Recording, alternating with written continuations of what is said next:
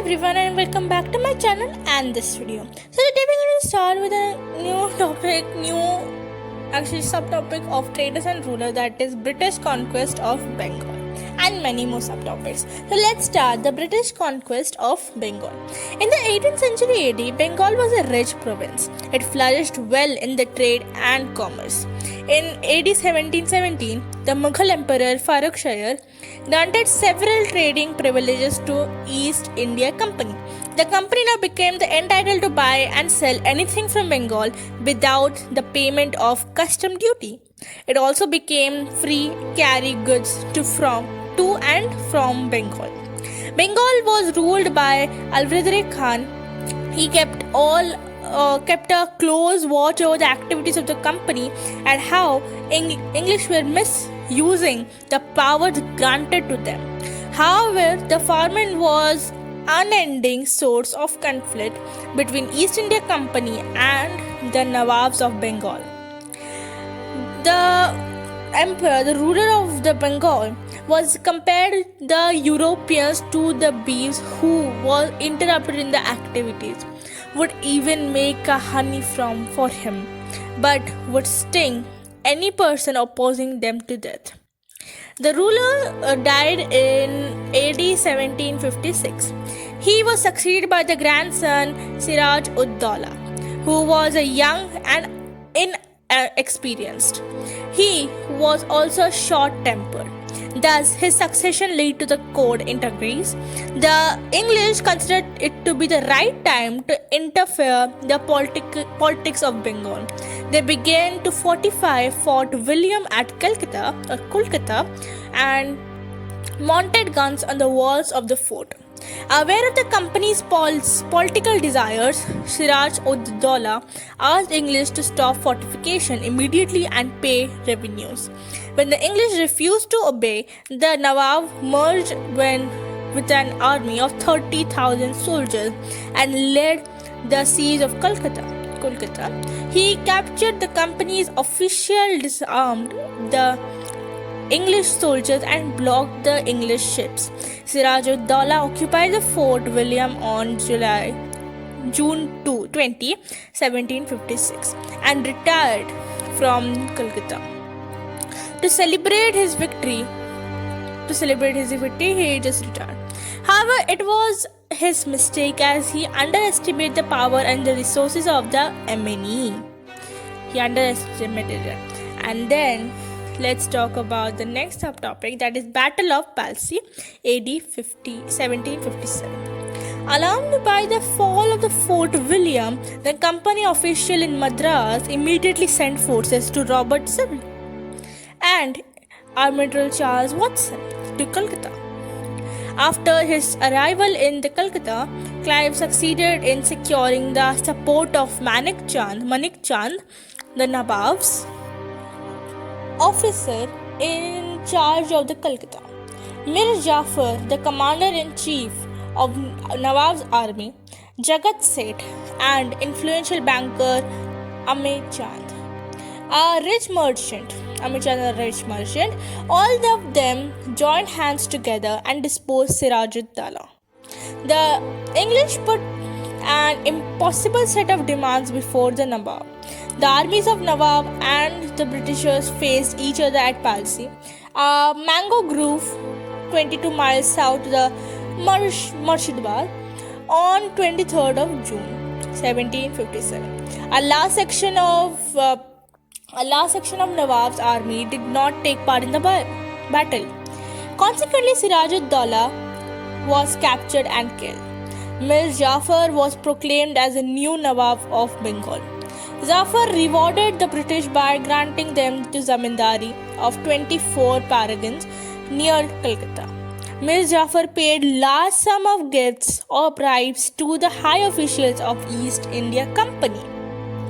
The Battle of Palsi, now in the district in West Bengal, was a fort on the banks of Bhagirathi River, nearly 150 kilometers to the north of the Kolkata and south of the Murshidabad. Palsi is an Anglicised version of Palsi. The Battle of Plassey was the first major victory of English in India. They now got a monopoly over the trade in Bengal and gradually outstayed the French and the Dutch. As Mir Jafar was a puppet in the hands of English, they gradually extended their political control over the province. The rich resources of Bengal made financially stable to the further extent. The political design in India. According to Colonel Malson, the only aim of the company's official was to grasp all they could to the use of Mir Jafar's golden sack, into which they could just dip their hands at the pleasure. Next, let's go to the Battle of Buxar. Do you remember Buxar that we talked about the last video? I really hope so. So, Battle of Buxar at AD 1764. Through a puppet of Nawab Mir Jafar failed to comply with their ever increasing demands of the English. He was not able to just fulfill all the demands and the increasing demands of the English. Consequently, he too was replaced by Mir Qasim as the Nawab of Bengal. Mir Qasim was the son-in-law of Mir Jafar. Mir Qasim turned to grant the zamindari rights of Bardhaman, Mindrapur, and Chittagong districts to the English. He promised to help the company financially in this sudden expectation. Mir Qasim transferred his capital from Murshidabad to Mahangar in order to avoid the company's interference in his policies. He made efforts to train his army in the modern European method. He also imposed restrictions on the internal trade of the company in Bengal. He established all duties of internal trade of Indians in Bengal to provide equal opportunities for both Indians and English for trade. The English were both surprised and alarmed by the moves of Mir Qasim. Mir Qasim, defeated by the English in several encounters and forced to flee to Oudh. There he formed an alliance with Shahjud Daula, the Nawab of Oudh, and Shah Alam II, the Mughal emperor, in order to expel the English from Bengal. The combined armies of three rulers meet the English forces under Major Monro at Buxar on 22 October 1764. The Indian army was defeated, sadly. Mir Qasim was expelled to Bengal. Mir Jafar was reinstalled as the Nawab of Bengal. As per Mir Qasim was fulfilling their things in the beginning times, but he also was strategized, and he also thought that to make their own army, their own provinces. He was trying to just become independent and let English don't know what he is doing. But at the end of the day, English people knew, and the Britishers just ravished him. And again, Mir Jafar was the new Nawab. The Battle of Buxar clearly displayed the superior military power of English. The whole Bengal, Bihar, Odisha was now at their feet. Now the entire territory of up to the Allahabad came under their control.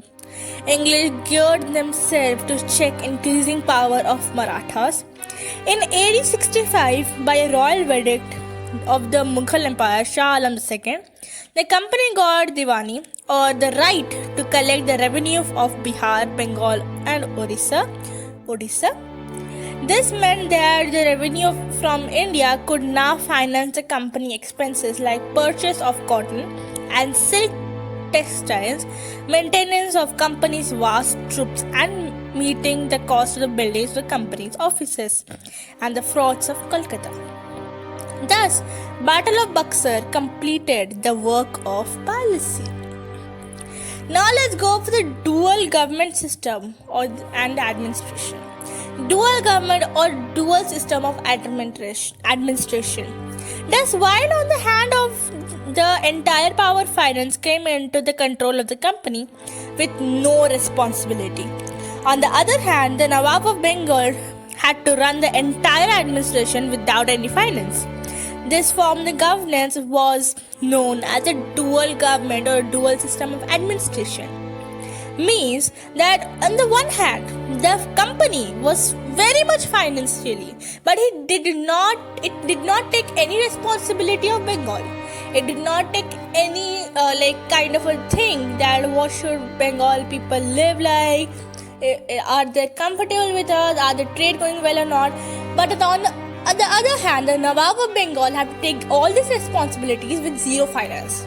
He was not provided in finance, but English people were having so much finance, but they were not supporting. This was a dual system at their state, or dual system of administration. Let's see some of the drawbacks of the dual government.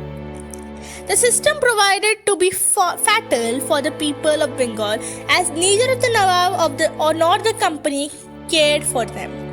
The outbreak of the famine in the Bengal in AD 1770 clearly exposed the abuses of dual system of administration.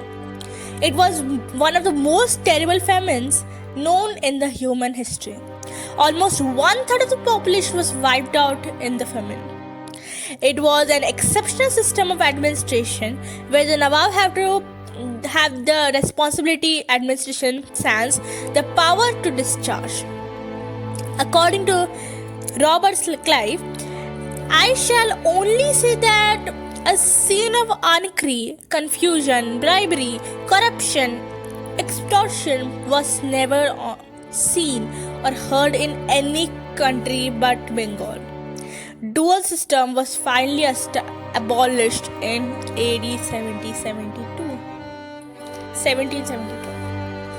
Now we heard that they were there were Battle of Palsy, Battle of Buxar, and many more battles happened in the history of India with Britishers. So what are these causes of the success? There was many successful things by British India.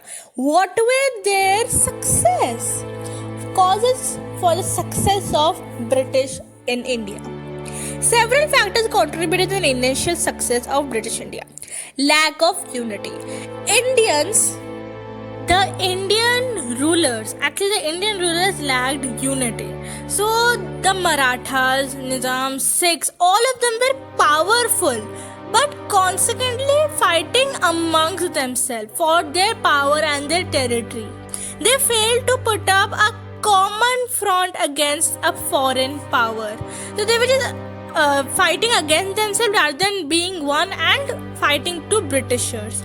Lack of nationalism. Like rulers, common man was also devoid of feelings of nationalism and solidarity for the country. Thus, they failed to support the rulers of our crisis.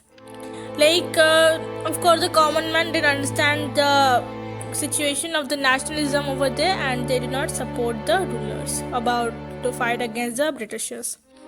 Efficient army of British. So the British army was well trained, disciplined, and armed with modern scientific techniques and warfare.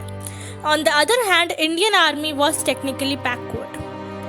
Strong navy of British. Strength of British also lay in their efficient navy. None of the Indian rulers recognized the importance of efficient navy. Heavy taxation policy. Mughals as well as the native rulers levied heavy taxes on the people. That is why they resented this economic exploitation and did not support their rulers in the times of need. So as rulers left them with so much of taxes, they in result did not support the rulers when there was time of need to fight against the British India. So this was the video, and I really hope you liked the video. I will meet you in the next video with another topic. Thanks for watching.